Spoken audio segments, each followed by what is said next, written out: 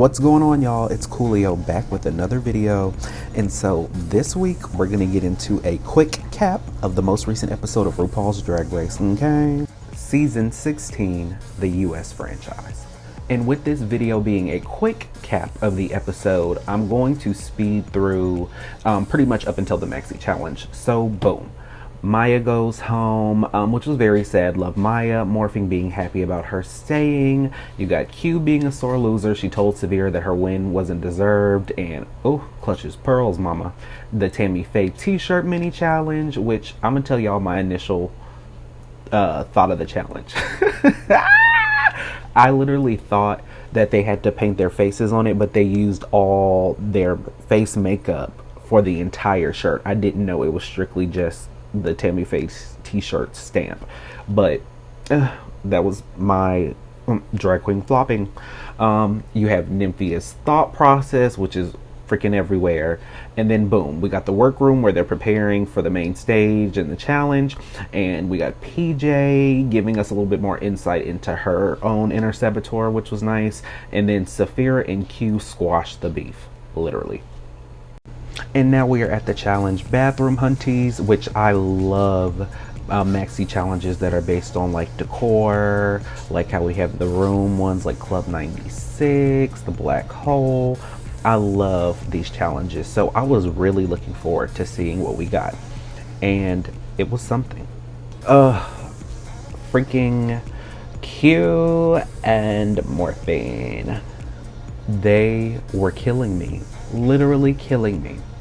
Not because, you know, their room was in hell, but, well, not their room, their bathroom, but it was just the fact that both of them can do so much better than what they did, and I feel like they didn't have a great fleshed out concept around their characters. The room, that's very self-explanatory, but just what they did, it was not giving. And also too, what they said was facts. Why are we tickling somebody in hell? Why? Quickly. But anywho, the one things, actually I got a few things to give them. I absolutely loved the toilet paper being too far up. The toilet with the spikes and the toilet that was on the wall, that was hilarious. They had me from there. And then the freaking hands dropping the coats in Carson's hat, hilarious. Those were like the top peaks for me as far as for Morphine and Q. I really don't have too much to say about the performances, as I genuinely thought they were average. Next we have Fa'at by Miss Dawn and Miss Nymphia Wins. Honestly, once I realized how they were gonna do like the execution of the room with like the different coloring of the walls and the pattern, as well as just how they had it set up and executed it, phenomenal. Honestly, they already had Michelle and freaking Carson in the palms of their hand, but where they messed up at, character development, and I don't know what Nymphia was on and what Dawn was off on, but yeah, those two together did not mix. It had some funny moments, which I would really attribute to, honestly, Carson and Michelle, but other than that, Dawn literally was getting ran over by Nymphia talking. Nymphia was just saying as much as she could. It was just a lot to deal with. It was a lot to take in, and I was very shocked to have two back-to-back poor performances for this Maxi Challenge, especially with it being top 6. And for the final room of the evening, we have the Booty Lickers Speak Easy Lounge by Saphira and Plain Jane. I'm not even gonna lie, the minute Plain Jane tried to crawl on Saphira, I started laughing, and then when Saphira busted out and said, "The hell is going on?" I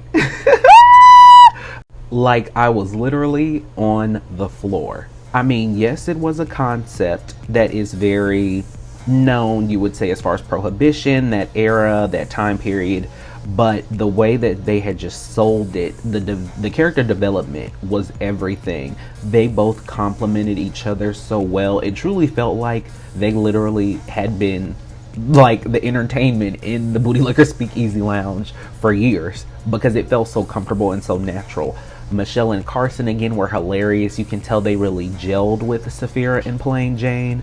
Plain Jane calling freaking Saphira Sequoia and then later Shakira And then the way Saphira responded, too funny. They had way too many jokes. The bottles everywhere was priceless. It was something that was very inventive and it fit the time. Like, it literally would be something you would see back in the day. It was just great. Honestly, Plain Jane and Saphira blew it out of the water and they were the apparent winners of the week.